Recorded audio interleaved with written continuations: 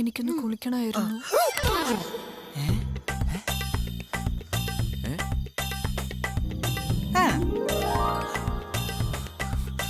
എന്നാ പിന്നെ ഞാനൊരു ബക്കറ്റ് സോപ്പ് എടുത്തോണ്ട് വരാടി. 10 രൂപ ടിക്കറ്റ് വെച്ച് ഷോയും നടത്താം. അയ്യാ റെഡി. ഞാൻ സീരിയസ് ആയിട്ട് പറഞ്ഞതാ. ഒന്ന് കുളിക്കാൻ കഴിയുള്ളത്. ഞാൻ ആകെ മുഷിഞ്ഞ നാറി. ഈ കോലത്തെ വീട്ടിൽ കയറിച്ചെന്ന വീട്ടുകാരെന്ത് വിചാരിക്കും? അതെന്താ, നമുക്ക് ബാത്റൂമിൽ വേണ്ട ഏർപ്പാടുകൾ ചെയ്യാലോ. കുറച്ചുകൂടെ ഇരട്ടിക്കോട്ടെ. റമോ നീ ചുമ്മാതിരി. നീ കൊറേ ഏർപ്പാട് ചെയ്യുന്നുണ്ട്. ആദ്യം നീ പോയി കുളി.